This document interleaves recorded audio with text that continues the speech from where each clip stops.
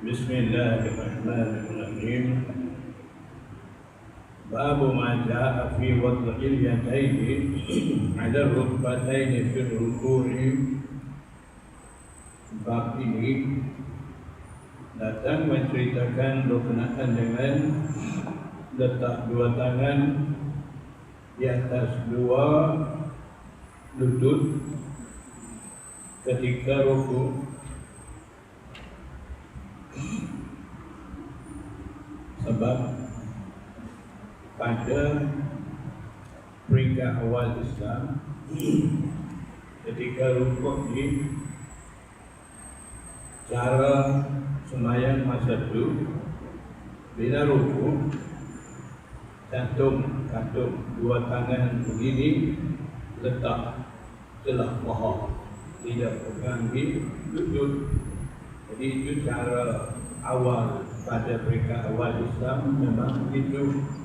Kemudian daripada itu Rasulullah SAW bersabda hadis ini dan ajar sahabat-sahabat supaya mereka pegang di lutut dan jangan buat lagi katuk dua tangan itu letak di celah paha itu panggil dalam istilah hadis, istilah fiqh panggil tatubik berrukuk.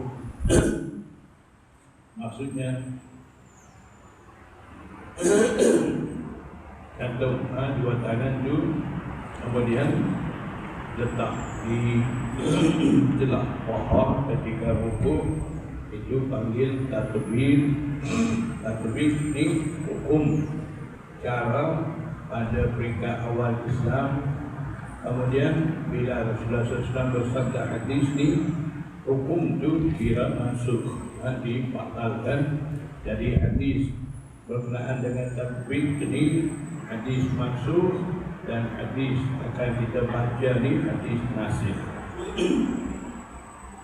Haddatsana Ahmad bin Manih, haddatsana Abu Bakr bin Ayyash, حدثنا أبو حسين عن أبي عبد الرحمن السلمي قال لنا عمر بن الخطاب أن الركب سنة لكم فخذوا بالركب.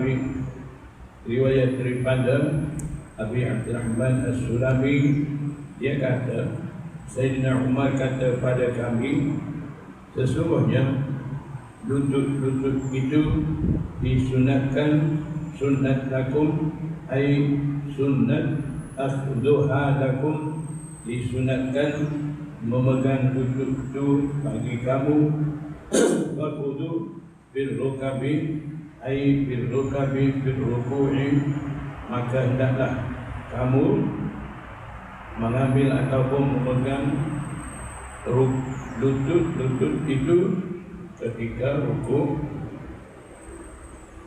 Qala wa fil babi an Sa'd wa Anas wa Abi Humaid wa Abi Asid wa Abi Usaid wa Sa'd bin Sa'd wa Muhammad bin Maslamah wa Abi Mas'ud.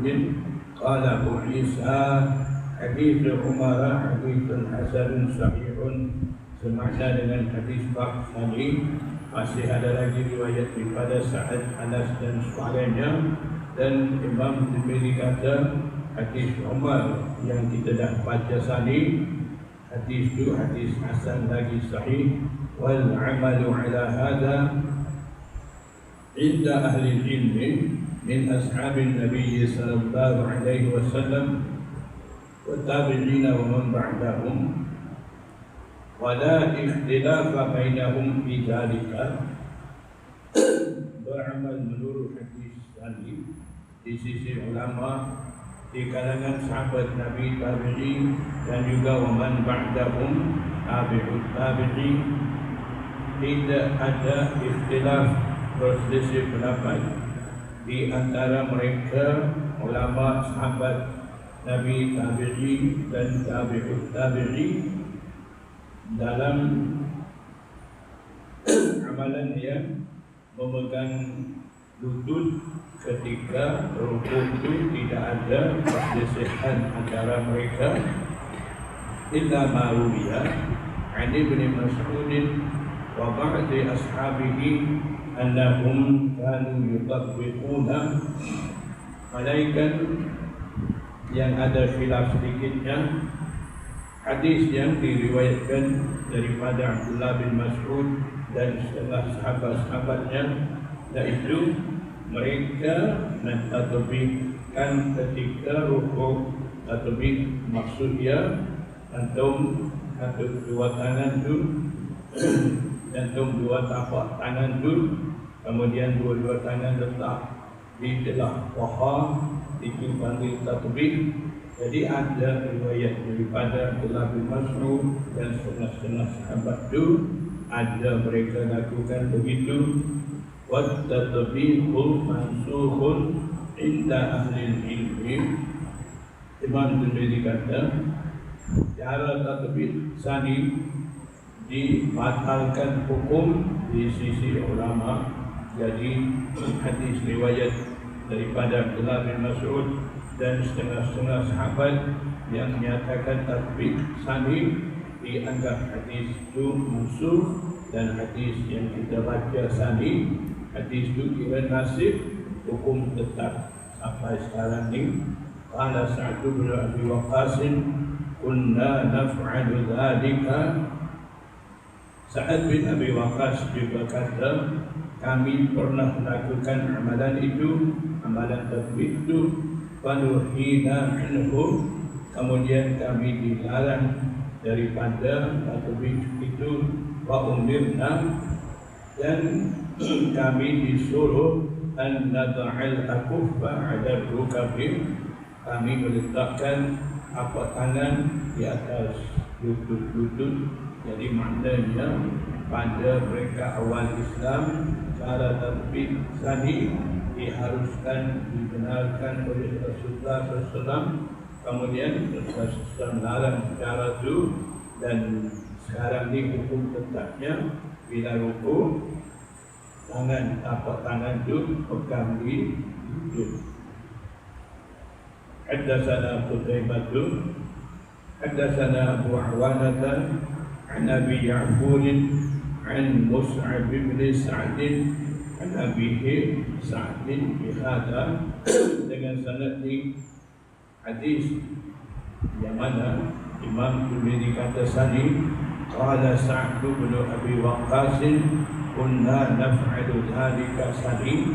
Imam Tirmidzi masukkan sanad itu, yaitu haddatsana Qutaibah sani an Abihi Sa'd bihadza, ay bihadzal hadis, daripada Sa'd bin Abi Waqqas dengan hadis ini datang sanad daripada Qutaibah. Babu maja'a annahu yujafi yadayhi an janbayhi fil ruku'i. Bab ini datang berkenaan dengan yujafi, merenggangkan kedua tangannya daripada dua lambungnya ketika rukuk. Ketika rukuk tak boleh rapat lengan tangan itu dengan lambung, kena jauh sikit, kena renggang. Itu cara yang dikehendaki oleh Rasulullah SAW. Haddatsana Bundarun, haddatsana Abu Hamid al-Aqadi, haddatsana Fulayj bin Sulaiman, haddatsana Abbas bin Sahl.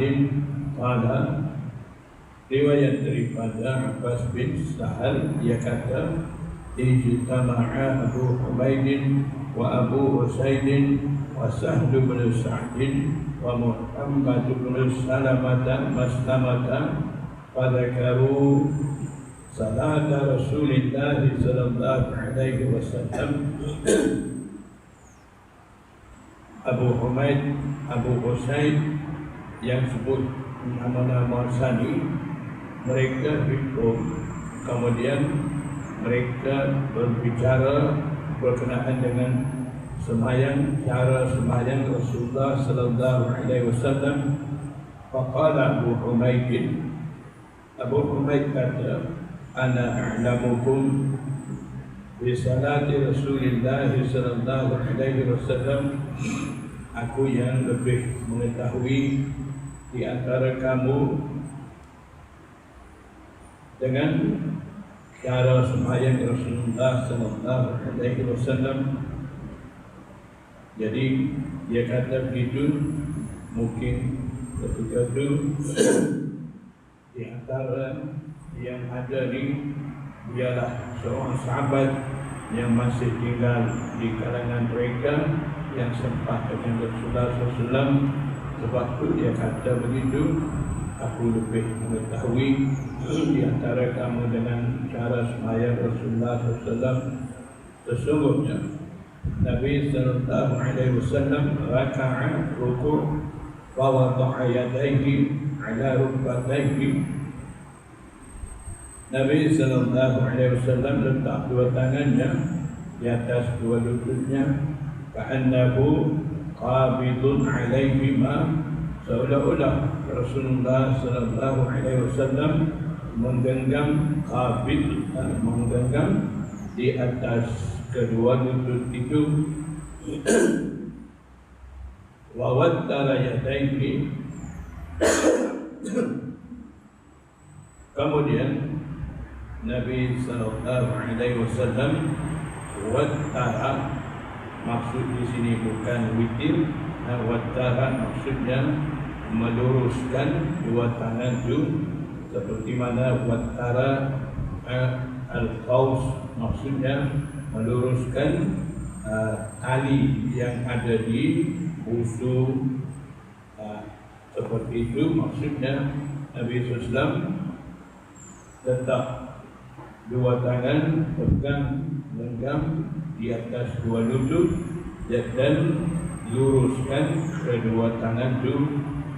Fanahahuma, kemudian Nabi sallallahu alaihi wasallam merenggangkan kedua tangan itu an janbaihi, daripada kedua lambungnya. Jadi tidak kata tangan itu ketika rukuk rapat dengan lambung, tidak, jauh sikit. Itu cara yang betul oleh Rasulullah SAW. Naha ay ab'ada, merenggangkan, menjauhkan kedua tangan itu daripada kedua lambungnya. Qala wa fil babi an Anas qala Abu Isa hadithu Abi Humaid hadithun hasanun sahihun wa huwa alladhi ikhtarahu ahlul ilmi. Hadis Abu Humaid Tsani, hadis hasan lagi sahih, dan itulah pendapat yang dipilih oleh ulama, yaitu ayyujafiyat rajulu yadaihi an janbaihi fil ruku'i was sujud, merenggangkan seseorang itu kedua tangannya daripada kedua lambungnya ketika ruku' dan juga ketika sujud. Itu dikira amalan sunnah Rasulullah SAW dan amalan yang dipilih oleh ulama. Babu ma jaa fi tasbihi fil ruku'i was sujud. Bab ini datang berkenaan dengan tasbih ketika rukuk dan sujud. Haddatsana Ali bin Hujr anba'ana Isa bin Yunus an ibn Abi Dhi'b عن إسحاق بن يزيد الهذلي عن عون بن عبد الله بن عتبة عن ابن مسعود أن النبي صلى الله عليه وسلم قال. Riwayat daripada Abdullah bin Mas'ud, Nabi sallallahu alaihi wasallam bersabda, "Idza raka'a ahadukum fa qala fi ruku'ihi," apabila salah seorang daripada kamu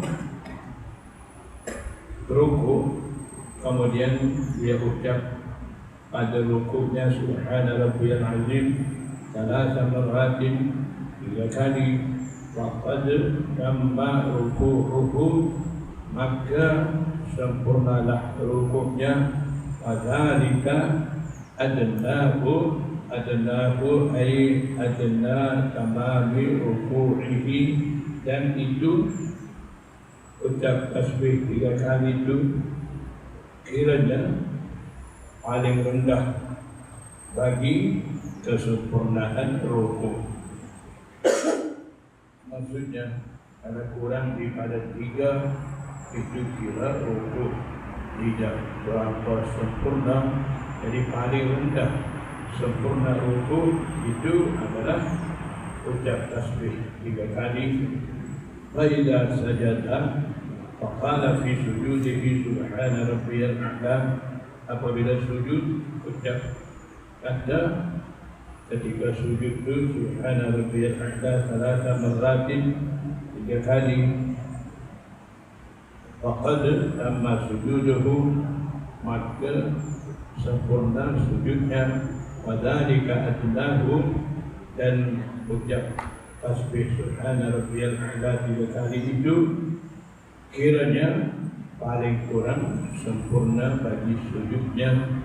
Jadi paling kurang 3, paling banyak ada riwayat-riwayat menyatakan 5 tasbih pun ada, 7 pun ada, sampai 10 kali tasbih pun ada. Jadi ikut kemampuan kita boleh kita pilih yang mana kita suka, tapi jangan kurang daripada 3. Qala wa fil babi an Hudzaifah wa Uqbah bin Amir qala Abu Isa hadits ibn Mas'ud laisa isnaduhu bimuttasilin. Imam Tirmidzi kata hadis Abdullah bin Mas'ud yang kita baca tadi, hadis itu sanadnya tidak muttasil, sanad tidak bersambung. Sanad tidak bersambung ini maksudnya laisa bimuttasilin ay munqati'un, sanad munqati' min aqsamit dhaif, dikira hadis itu daripada bahagian hadis dhaif. Walaupun hadis itu kira disebabkan sanad tidak muttasil, hadis itu dhaif, tapi kita amal juga. Bila kita semayang, kita tasbih 3 kali, tidak kurang daripada 3. Jadi hadis ini bukan hadis di satu saja ada, masih ada lagi sanad lain semakna dengan hadis ini. Ada yang hadis hasan, ada yang sahih. Ini Imam Tirmidzi hanya masuk di sini dhaif disebabkan ada sokongan daripada tarik lain. Kiranya amalan daripada hadis ini boleh kita beramal. Dia kata hadis ini sanad terputus, dhaif, tak payah amal, tak perlu kita baca 3 kali tasbih dalam sembahyang, tidak maksud begitu. Aun bin Abdullah bin Utbah lam yalqa bin Mas'ud, yang kata sanad tidak bersambung, sanad terputus ni masalah duduk pada rawi Aun bin Abdullah yang riwayat daripada Abdullah bin Mas'ud. Dia tidak bertemu dengan lam yalqa, tidak bertemu dengan Abdullah bin Mas'ud. Jadi maksudnya dia ambil hadis ni daripada orang lain yang riwayat daripada Abdullah bin Mas'ud. Setelah itu ada putus rawi seorang, tapi terkadang sanad-sanad terputus begini disebabkan ada sanad lain. Bila kita gantung sanad-sanad semakna dengan hadis ini, dan juga haji pula beberapa banyak lagi ada sanad semakna dengan hadis ini, di situ terkadang jumpa balik yang hilang, terputus sanad. Kadang-kadang dalam sanad lain ada sebut Aun bin Abdullah ni dia riwayat daripada siapa, yang tu riwayat daripada Abdullah bin Mas'ud. Jadi dengan sebab ada sanad lain yang bersambung bantu kepada sanad terputus tadi, kiranya diterima dan boleh beramal. Itu hadis al-hadithu yuqawwi ba'duha ba'dha. Hadis-hadis ini menguatkan satu sama lain. Jadi sebab itu bila kita jumpa mana-mana hadis yang ada masalah dalam sanad itu, kita jangan hukum cepat-cepat dengan hadis itu, kata dhaif, tak boleh amal dan sebagainya. Kita sabar dulu, cari dulu, kaji dulu, semak balik hadis ini kata apa di sini. Banyak lagi perlu kita ambil kira, kaji, halusi.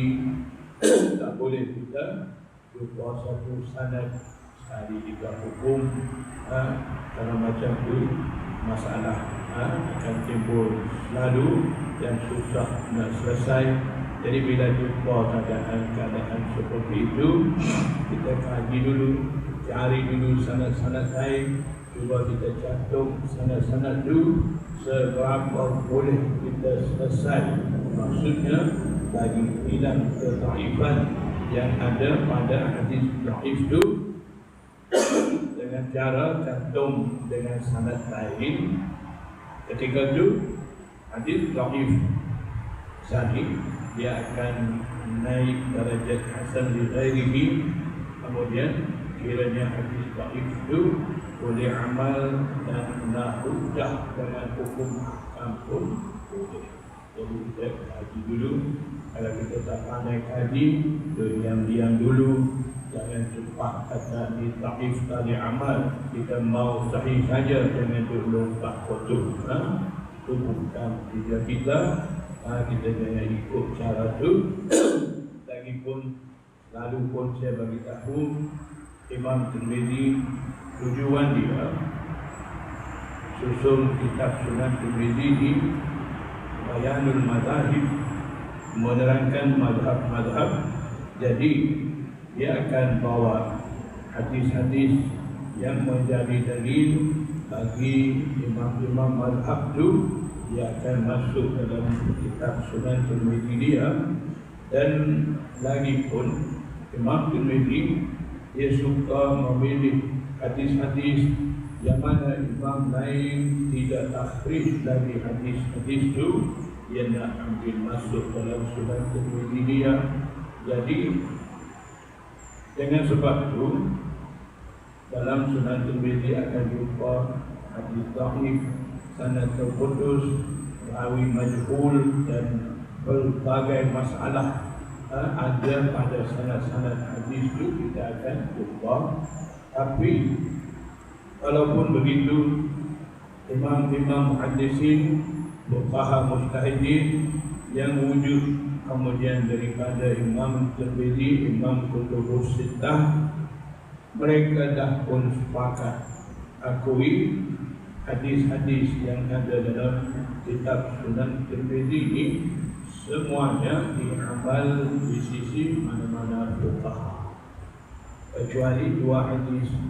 Jadi maksudnya hadis sama ada kita jumpa baca dalam Sunan Tirmizi, Imam Tirmizi tulis hadza hadisun dhaifun inda ahli hadis ka, Imam Tirmizi tulis laisa isnaduhu bimuttasilin ka, laisa bilqawi ka. Ada sahaja isyarat kepada hadis ini menjadi dhaif. Walaupun begitu, sepakat ulama kemudian kata hadis-hadis semua dalam Sunan Tirmizi ini diamal. Maknanya hadis-hadis itu ada sokongan daripada sanad lain. Disebabkan itu hadis-hadis yang mana Imam Tirmizi masuk dalam Sunan Tirmizi ini, walaupun dapat lahirnya dhaif, tapi pada pandangan Imam Tirmizi hadis-hadis itu adalah dhaif, dah sampai darajat hasan li ghairihi, kiranya boleh beramal dan boleh berucap dalam hukum akad. Kemudian daripada Imam Tirmidzi, kebenaran itu diakui oleh ulama datang kemudian. Jadi kita harus faham ke situ kehendak Imam Tirmidzi di situ. Jadi walaupun dia masukkan hadis dhaif, kiranya hadis dhaif yang dia dah masuk dalam Sunan Tirmidzi ini memang ada sokongan daripada tarik lain, dan walaupun pada asalnya dhaif, kiranya hadis-hadis itu memang dah naik derajat hasan lillahi, dan di sisi bersahabat ini diamal hadis-hadis itu. Jadi tak perlu kita berfikir ataupun kita bawa isu-isu dengan hadis-hadis yang ada dalam Sunan Tirmidzi dhaif banyak atau amal dan sebagainya. Tak perlu kita bawa cerita begitu, sebab ulama-ulama hadisin, fuqaha mujtahidin, wujud kemudian daripada Imam Kutubus Sittah yang lebih pandai daripada kita ni. Tak tahu apa pula kita mau bising dengan hadis-hadis ulama dulu dah terima. Tak perlu kita tunjuk pandai di situ, kita turut saja ulama-ulama muhaddisin, fuqaha mujtahidin lebih pandai pada kita. Wal 'amalu 'ala hadha inda ahli ilmi, dan beramal menurut hadis ini di sisi ulama yastahibuna an la yanqusar rajulu fi ruku'i was-sujudi min salati tasbihatin. Ulama menyukai bahawa tidak kurang seseorang itu daripada 3 kali tasbih ketika rukuk dan sujud. Warwiya 'an Ibn al-Mubarak annahu qala, diriwayatkan daripada Abdullah bin Mubarak, dia kata, astahibbu lil imami ay yusabbiha 5 tasbihatin. Abdullah bin Mubarak, pandangan dia kata, saya menyukai bagi imam tu tasbih 5 kali, jika yudrika man khalfahu 3 tasbihatin, supaya makmum yang ada di belakang imam tu sempat tasbih 3 kali. Kalau imam 3 kali, makmum sempat 1 kali. Imam rukuk, makmum masih tak rukuk lagi. Bila makmum rukuk, imam dah baca 3 kali dah bangkit, makmum menjadi berkabur, daripada 1 kali pun tak sempat. Jadi sebab itu imam baik baca 5 kali, makmum baca 3 kali. Haddatsana Mahmud bin Ghailan, haddatsana Abu Dawud, qala anba'ana Syu'batu 'an al-A'mash qala sami'tu Sa'd bin Ubaidah yuhaddithu 'an al-Mustawrid an Silah bin Zufar an Hudzaifah, riwayat daripada Hudzaifah, annahu sallama 'an Nabi sallallahu alaihi wasallam. Hudzaifah semayang bersama dengan Nabi sallallahu alaihi wasallam. Faqala yaqulu fi ruku'ihi, Nabi sallallahu alaihi wasallam berucap pada rukunya, ketika rukunya, subhana rabbiyal azim, wa fi sujudihi subhana rabbiyal a'la, wa ma ata ala ayati rahmatin inna waqafa wa sa'ala. Dan ayat rahmat yang datang, ayat rahmat, wa ma ata ala ayati rahmatin, dan tidak datang di atas ayat rahmat. Malaikat Nabi sallallahu alaihi wasallam waqafa, berhenti baca, fasa'ala, dan Nabi sallallahu alaihi wasallam minta rahmat tu, maknanya bila baca ayat mengandungi maksud rahmat Allah Subhanahu wa taala, Nabi SAW berhenti bacaan Quran seketika memohon rahmat di sisi Allah. Wama ala ayati azabin, dan tidak di atas ayat azab illa malaikat waqafa ata'awwala. Nabi SAW berhenti minta lindung daripada azab Allah bila baca ayat-ayat berkaitan dengan azab Allah. Ada cerita kisah kaum dulu di azab dan sebagainya. Bila baca ayat-ayat Jud, Nabi SAW berhenti seketika dan minta lindung daripada Allah daripada azab Allah Subhanahu wa ta'ala. Qala Abu Isa, wa hadha hadithun hasanun sahihun, wa haddatsana Muhammad bin Bashar,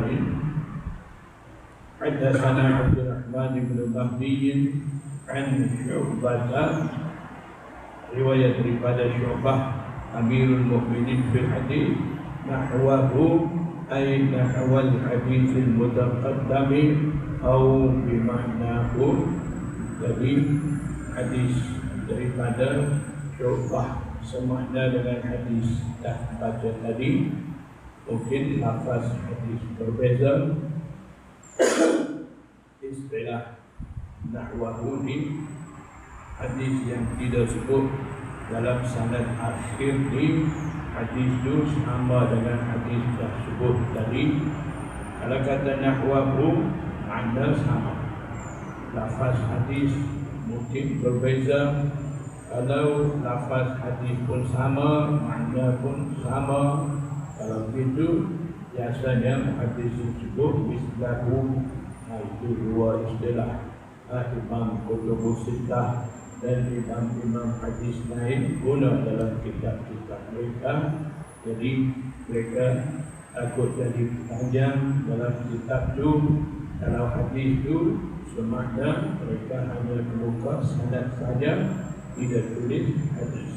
Isyarat dengan nahwahu, mislahu. Jadi kita kena faham sendiri, bila jumpa nahwahu maknanya hadis tidak sebut ada sanad, kemudian dengan hadis dah sebut tadi nahwahu makna sama, cuma lafaz tidak sama. Lafaz ada beza, makna sama. Kalau makna sama, lafaz pun sama, itu biasanya isyarat dengan mislahu. Tujuan imam hadis, mereka masukkan sanad-sanad seperti ini dengan isyarat nahwahu ataupun mislahu selepas daripada mereka nyatakan hadis bab ini. Tujuan mereka nak menguatkan hadis bab itu. Jadi hadis ini, sanad hadis kemudian ini menyokong kepada hadis bab itu, sanad hadis bab itu. Jadi dengan itu sanad hadis bab ini dapat kekuatan. Kalaulah sanad hadis bab itu dhaif, dengan adanya sokongan daripada sanad lain, hadis dhaif tadi akan naik darajat hasan lighairihi. Itu tujuan Imam Tirmidzi, dia akan masukkan sanad-sanad hadis yang menjadi mendukung kepada sanad hadis bab itu. Abu Majah bin Nahyi anil qiraati bil ruku'i was sujudi. Bab ini datang berkenaan dengan larangan daripada qiraat bacaan ayat Quran ketika rukuk dan sujud. Haddatsana Ishaq bin Musa al-Ansari, haddatsana Ma'lun, haddatsana Malikun, tahwilun lil isnad, maknanya pelaku pertukaran sanad di sini.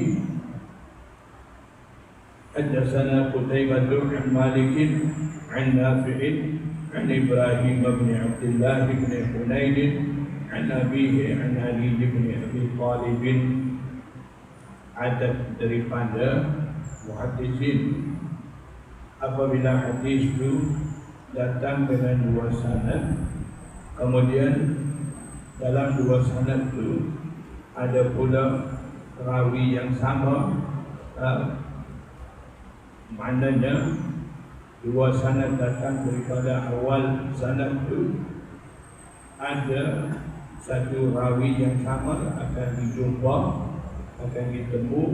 Bila ada keadaan dua sanad itu begitu, biasanya muhaddis dia tulis sanad pertama di mana rawi akan menjadi pertemuan dua sanad. Di situ mereka masukkan makna tahwilul lil isnad, maknanya berlaku pertukaran sanad di situ. Jadi kita perhati tengok sanad tadi. Imam Tirmizi dia riwayat hadis ni dengan dua sanad. Satu, dia riwayat daripada Ishaq bin Musa al-Ansari. Satu lagi Imam Tirmizi riwayat hadis ni daripada Qutaibah. Jadi Imam Tirmizi riwayat daripada dua orang, dua guru dia. Pertama Ishaq, sanad Ishaq. Yang kedua Qutaibah. Cuba kita tengok yang sama nama dalam dua sanad ni siapa dia? Siapa? Malik. Jadi bila sampai tempat nama yang sama tu di situlah. Selepas nama tu imam-imam hadisin tulis tu. Jadi Malik dah dinamakan Mukhrijul Isnad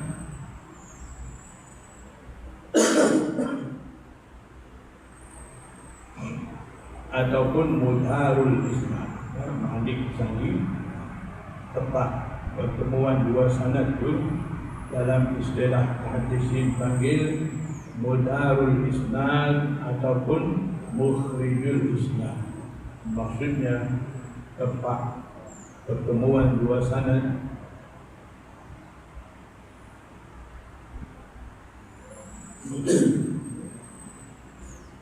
Kemudian muhaddisin bila dia tulis hadis lepas daripada dua sanad dengan cara jantung begitu, jadi maknanya selepas Malik itu Nafi Ibrahim itu sama.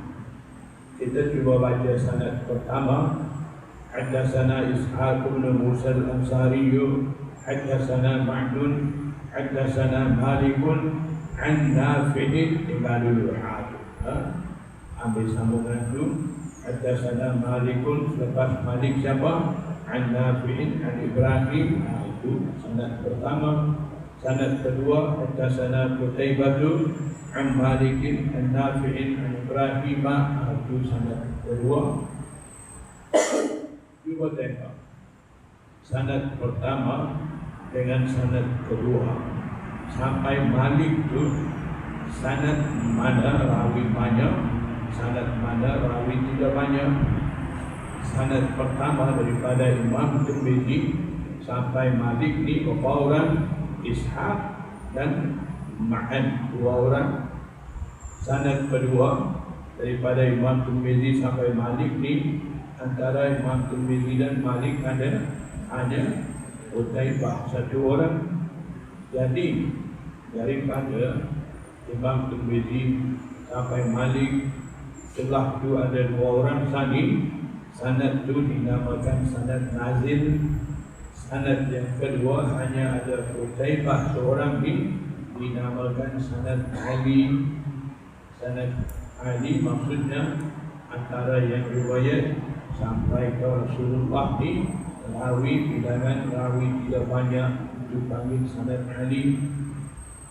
Daripada rawi hadis sampai Rasulullah SAW, bilangan rawi banyak, itu panggil sanad nazil. Jadi sekarang kita dah jumpa dua-dua sanad, sanad Ali dengan sanad nazil. Mana Ali? Sanad Qutaibah ni sanad Ali, sanad Ishaq ni sanad nazil. Tak faham tadi? Kemudian bila ada tahwilul isnad dengan dua sanad begitu, imam-imam muhaddisin akan masukkan hadis daripada riwayat sanad Ali. Dari hadis kita akan baca anna Nabi sallallahu alaihi wasallam naha an lubsil as-sijil. Hadis itu hadis riwayat daripada Qutaibah, bukan daripada Ishaq. Daripada Ishaq pun lebih kurang itu juga, sampai dia gabung dua sanad itu, hadis lebih kurang, makna lebih kurang, mungkin lafaz hadis agak berbeza, makna sama.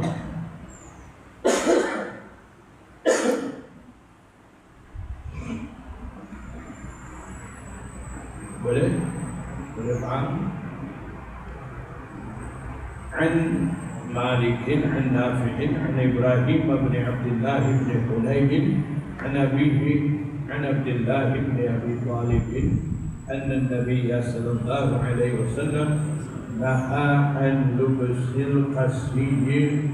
Sesungguhnya Nabi sallallahu alaihi wasallam larang daripada pakaian yang keras, pakaian yang dibuat daripada kain-kain keras dan benda-benda keras, wal muhasfari, dan juga pakaian yang dicelup maksud di sini yang dicelup dengan za'faran, wa an takhaddumil zahabi, dan juga Nabi sallallahu alaihi wasallam larang daripada memakai cincin emas. Ini larangan cincin emas ni khusus bagi kaum lelaki, dikecuali kaum wanita daripada larangan ini. Maknanya kaum wanita boleh pakai cincin emas, dilarang bagi kaum lelaki. Wa an qira'atil Qur'ani fil ruku'i, dan juga Nabi sallallahu alaihi wasallam larang daripada baca Quran ketika rukuk. Rukuk ni satu ibadat yang mengagung-agungkan Allah Subhanahu wa ta'ala. Ketika itu yang patutnya ucap tasbih menzahirkan keagungan Allah Subhanahu wa ta'ala, seperti Subhana Rabbiyal Azim. Itu yang sesuai dengan amalan rukuk itu. Jadi baca Quran ketika itu tidak sesuai dengan keadaan rukuk. Jadi sebab itu Nabi SAW larang daripada baca Quran ketika rukuk. Begitu juga ketika sujud ni, sujud kiranya satu ibadat yang amat hampir dengan Allah Subhanahu wa ta'ala. Ketika itu yang layaknya berdoa dan bertasbih kepada Allah, bukan nak baca Quran ketika itu. Jadi yang Rasulullah SAW bagi cara-cara mana nak baca Quran, di mana nak tasbih, itu semuanya dah pun kira bacaan-bacaan itu sesuai dengan kedudukan ibadat itu. Jadi kena turun betul-betul cara itu. Jadi sebab itu ketika rukuk dan sujud, Nabi sallallahu alaihi wasallam larang daripada baca Quran. Wa bil babi 'an ibn Abbas qala Abu Isa hadits Ali hadits hasan sahih, wa huwa qaul ahli ilmi min ashabi Nabi sallallahu alaihi wasallam wa man ba'dahum. Hadis ini hadis hasan dan sahih, dan juga pendapat daripada ulama di kalangan sahabat Nabi dan tabi'in juga sama. Karihul qira'ata bil ruku'i was sujud, mereka tidak suka baca Quran ketika rukuk dan sujud.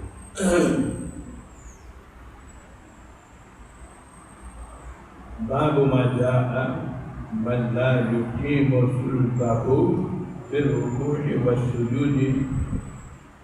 Bab ini datang berkenaan dengan mereka yang tidak luruskan tulang belakangnya, sulbinya ketika rukuk dan sujud. Haddatsana Ahmad bin Mani'in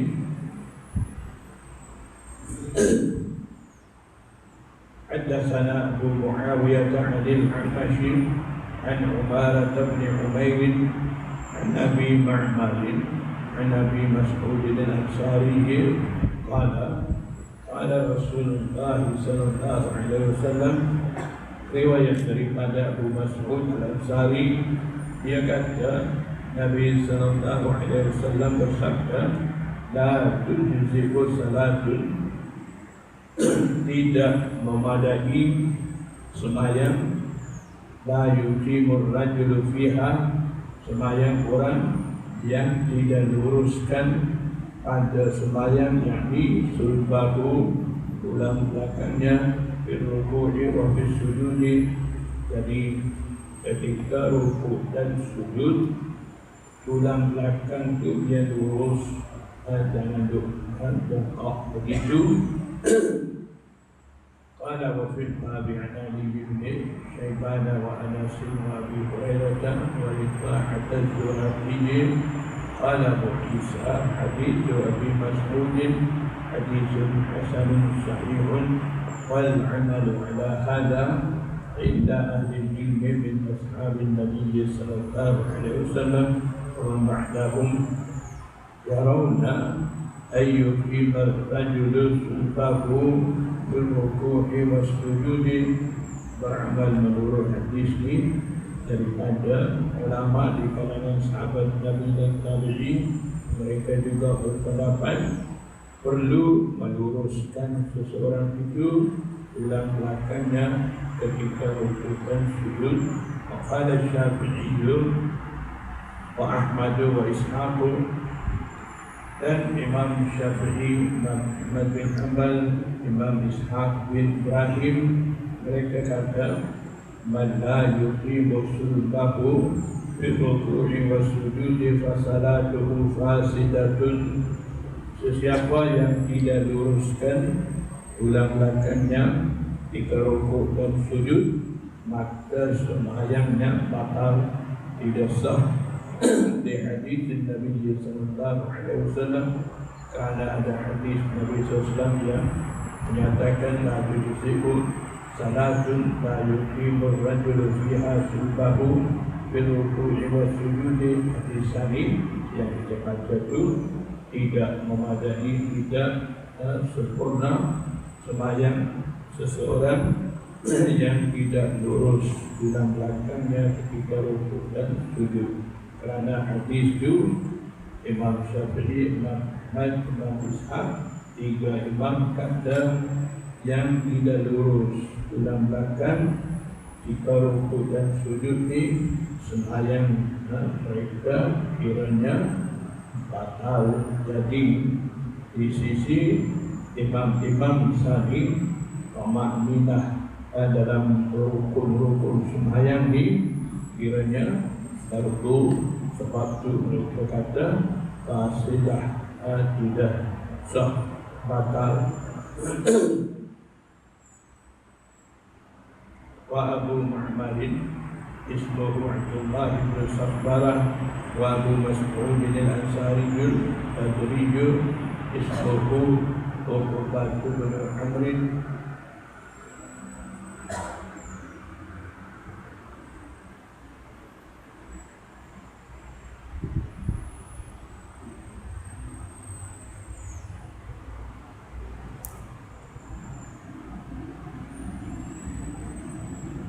Babu ma yaqulu ar-rajulu idza rafa'a ra'sahu min ar-ruku'i. Bab ini kalimah yang mana seseorang berucap apabila dia angkat kepalanya daripada rukuk. Haddatsana Mahmud bin Ghailan, haddatsana Abu Dawud al-Tayalisi, Abdul Aziz bin Abdullah bin Abi Salamah al-Majishuna حدثنا عمي عن عبد الرحمن الحجاجي عن عبيد الله بن أبي رافع عن علي بن أبي طالب قال كان رسول الله صلى الله عليه وسلم riwayat daripada Ali bin Abi Thalib, dia kata Nabi sallallahu alaihi wasallam apabila angkat kepalanya daripada rukuk, dia kata sami'allahu liman hamidah rabbana wa lakal hamdu bil as-samawati wal ardi wa bil ma bainahuma wa bil ma syi'ta min syai'in ba'du. Jadi ada Rasulullah baca yang begitu dari siapa hafal baca yang begitu boleh, tapi di sisi Imam Syafi'i kata boleh berapa panjang seperti tadi semayang fardu, semayang sunat semua boleh. Di sisi ulama Hanafi, mereka kata kebenaran baca panjang begitu hanya pada sembahyang sunat dan tidak akan baca pada sembahyang fardu. Di situ ada berbeza pendapat di antara Imam Syafi'i dan Imam Abu Hanifah. Qala wa fil babi an ibn Umar wa ibn Abbas wa ibn Abi Awfa wa Abi Juhaifah wa Abi Sa'id. Qala Abu Isa حديث علي حديث حسن صحيح والعمل على هذا عند بعض أهل العلم وبه يقول الشافعي kenapa Imam Syafi'i sama dengan hadis, maksud hadis ini kalau Imam Syafi'i kata yaqulu hadha fil maktubati wa tatawwu'i, boleh ucap seperti yang sebut dalam hadis ini pada sembahyang maktubah fardu wa tatawwu' dan juga sembahyang nawafil, sembahyang sunat.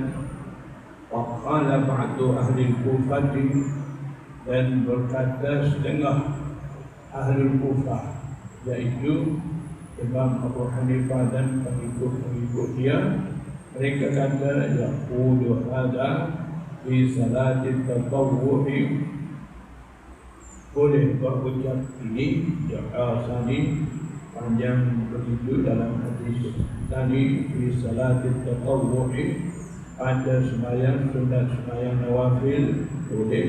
Wala yaquluhu fi salatil maktubati, dan tidak akan berucap pada sembahyang fardu.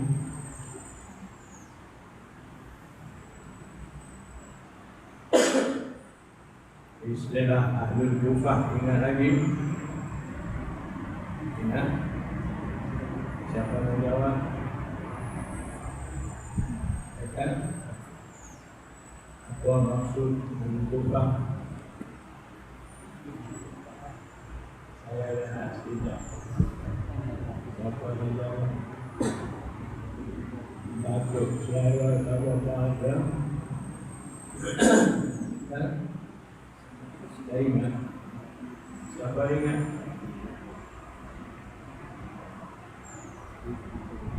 Ya.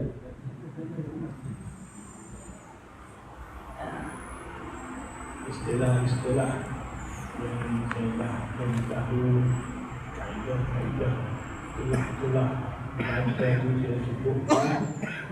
Jadi ingat apa yang boleh. Bila lupa pula senang kita sudah faham.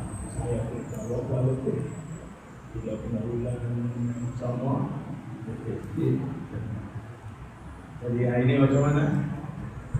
Ulang lagi ke kata saya? Baca lagi kan? Secara lokal.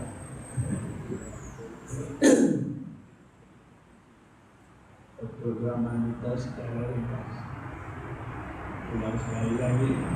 Nanti bulan depan kita tambah dia lebih tahu. Biasanya Imam Tirmizi seperti mana saya cerita tadi, tujuan utama dia susun kitab Imam Tirmizi ini Bayanul Mazahib, menerangkan mazhab-mazhab. Kita yang marah dengan mazhab Imam Tirmizi, dia terangkan mazhab, dia tak marah dengan mazhab. Jadi dia susun hadis-hadis, kemudian dia kemuka hadis di Imam mazhab mana beramal, dia akan beritahu. Jadi bila dia nak beritahu imam mujtahid mana, imam mazhab mana beramal dengan hadis ini, jika itu dia akan sebut, kadang-kadang dia sebut nama imam seperti Imam Syafi'i, Ahmad yang kita selalu dengar. Dia sebut nama Ahlul Kufah, Imam Abu Hanifah dengan pengikut dia tak sebut nama. Sepatutnya qala Abu Hanifah yaqulu hadza fi salati tatawwu'i itu. Tapi dia tak sebut nama Imam Abu Hanifah sebabnya pendapat daripada ataupun ijtihad daripada imam-imam mujtahid itu sampai kepada Imam Tirmizi dengan dua cara. Ini mula maksud al-Kufah. Ijtihad daripada imam-imam mazhab itu sampai kepada Imam Tirmizi dengan dua cara. Pertama, ijtihad imam mazhab itu sampai kepada Imam Tirmizi dengan sanad muttasil, itu satu cara. Yang kedua, ijtihad daripada imam mujtahid itu, imam mazhab itu sampai juga kepada Imam Tirmizi, tapi dengan sanad munqati', sanad tidak bersambung. Hadis pun ada kan, hadis sanad muttasil, sanad munqati'. Begitu juga ijtihad imam mazhab itu sampai kepada Imam Tirmizi. Maknanya imam mazhab ni dulu pada Imam Tirmizi, dulu pada Imam Bukhari. Imam Pak mazhab ni dulu pada Imam Kutubus Sittah. Imam Kutubus Sittah ni kemudian imam mujtahid, imam mazhab ni dulu. Imam hadis, imam Kutubus Sittah ni murid pada imam Pak mazhab.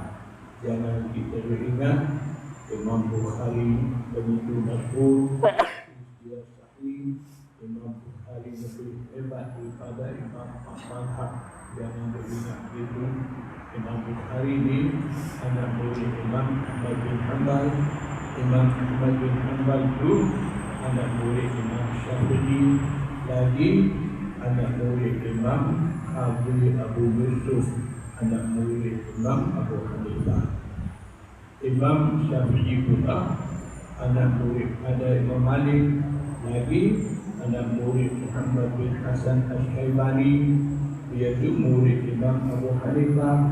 Imam Syafi'i juga murid Waqi' bin Jarrah, iaitu anak murid Imam Abu Hanifah.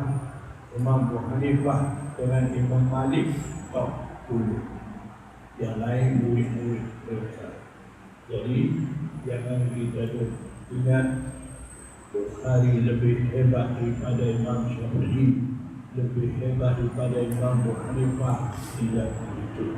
Dia hebat cara dia ikut susunan hadis dia masyhur, tapi di segi ijtihad Imam Bukhari ijtihad juga, Imam Pak mazhab ijtihad juga.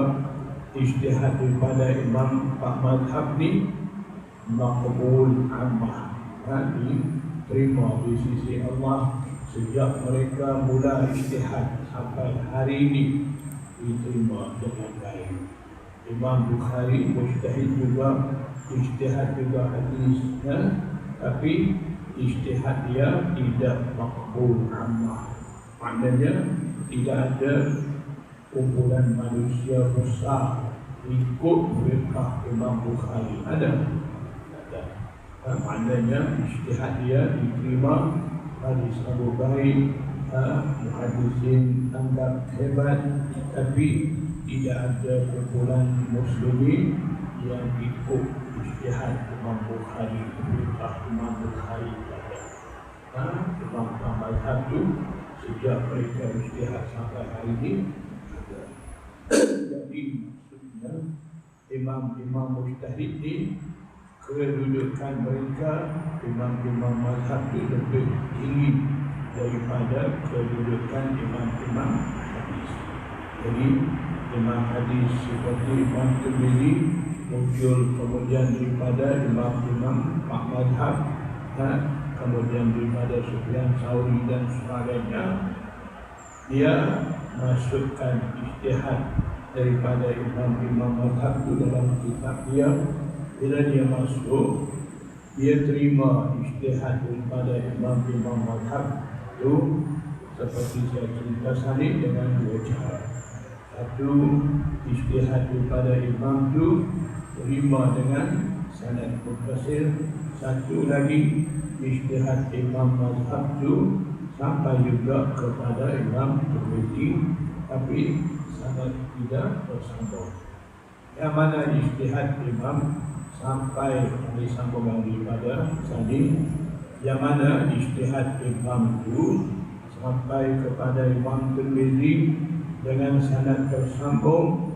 Ketika itu bila Imam Tirmidzi muka ijtihad pendapat imam-imam itu, dia akan sebut nama imam-imam itu.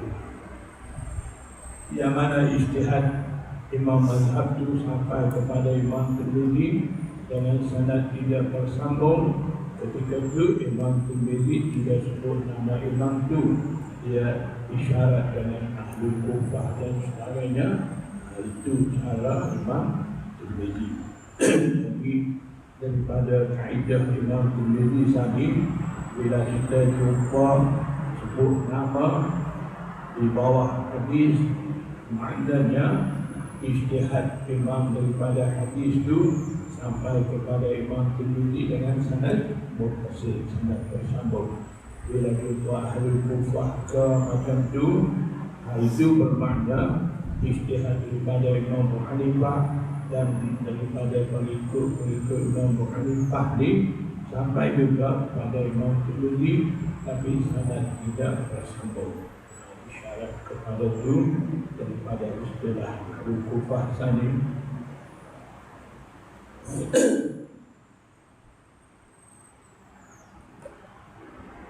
Babun minhu akharan.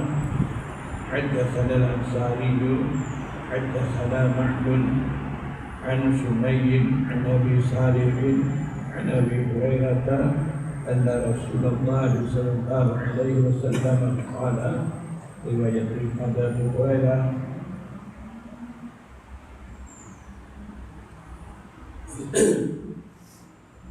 Nabi sallallahu alaihi wasallam bersabda, "Bila qala al-imamu sami'allahu liman hamidah," apabila imam ucap sami'allahu liman hamidah, faqulu, maka kamu ucaplah rabbana wa lakal hamdu, fa innahu man wafaqa qawluhu qawlal malaikati, karena sesiapa menjadi bersamaan ucapannya Rabbana walakal hamdu dengan ucapan malaikat, bila menjadi sama, ufira lahu ma taqaddama min dambihi,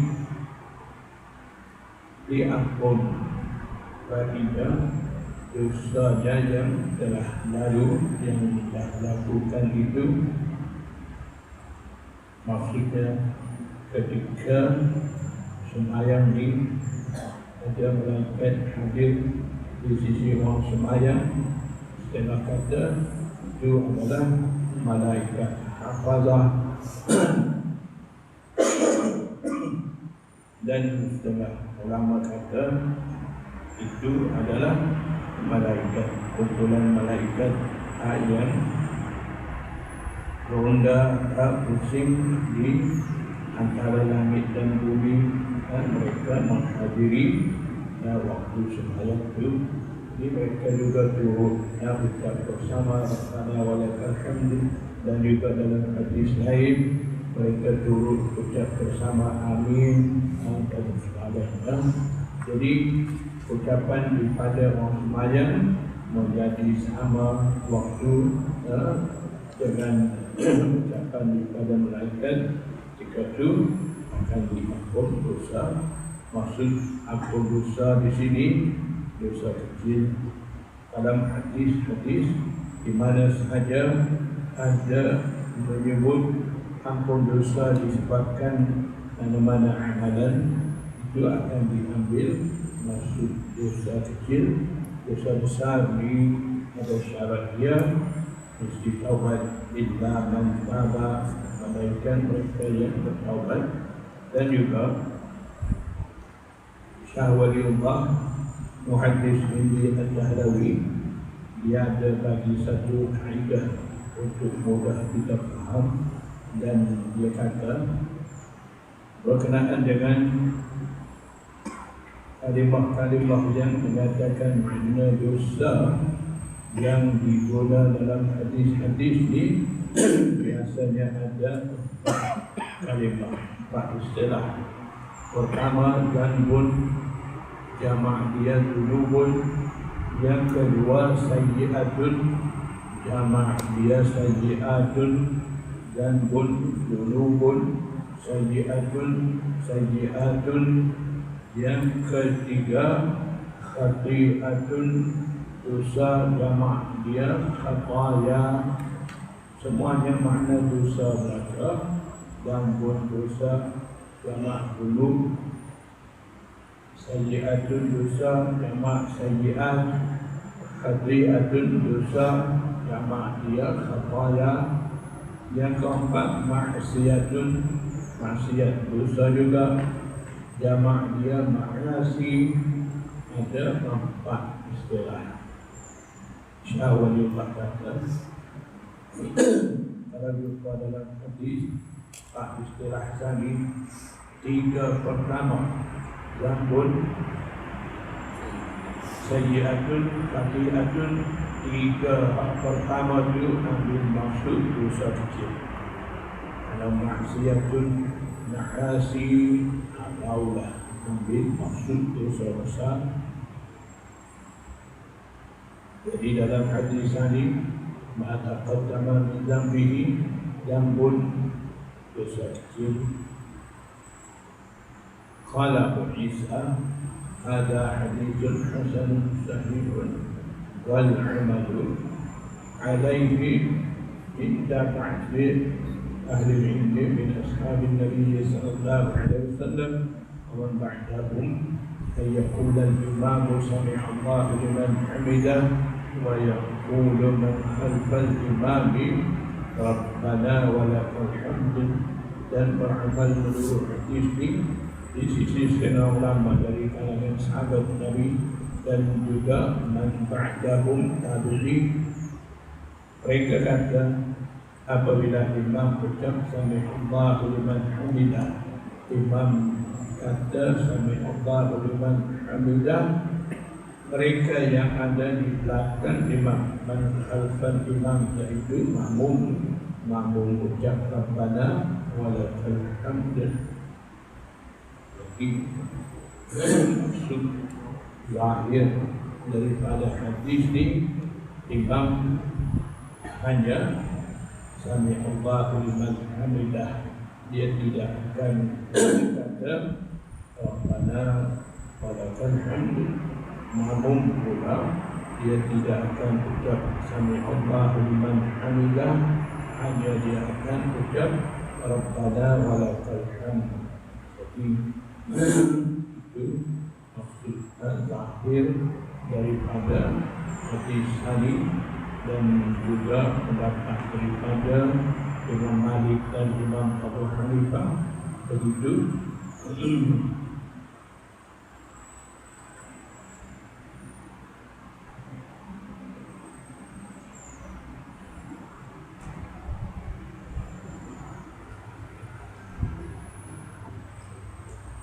Di sisi Imam Syafi'i kata imam akan ucap dua-dua Sami Allahu liman hamidah dan juga Rabbana wa lakal hamdu, dan imam akan ucap dua-dua. Tapi yang mana makmum di sisi Imam Syafi'i juga hanya imam makmum akan ucap Rabbana wa lakal hamdu. Yang kata dalam mazhab Syafi'i akan himpun dua-dua bagi makmum, maksudnya makmum juga akan baca dua-dua Sami Allahu liman hamidah Rabbana wa lakal hamdu. Itu pendapat tidak berapa sahih. Jadi imam akan ucap dua-dua, makmum hanya ucap Rabbana wa lakal hamdu dalam mazhab Syafi'i.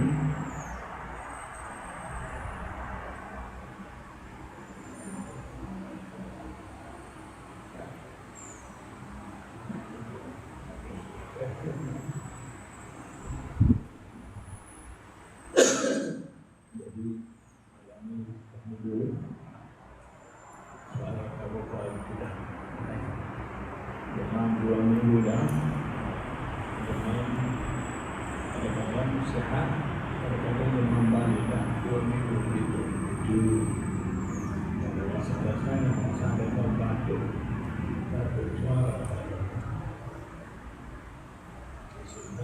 suara untuk Yesus. Yesus insyaAllah ada darah kuliah. Satu lagi saya baca hadis darah satu kuliah. Mustalah hadis, usul hadis, apa yang saya syukur-syukuri ini ada dalam itu. Apabila kita nak faham usul hadis, mustalah hadis, dah ingat cara yang sebut dalam usul itu, bila kita baca kitab-kitab ini mudah dan tidak lebih jelas. Amal kita ini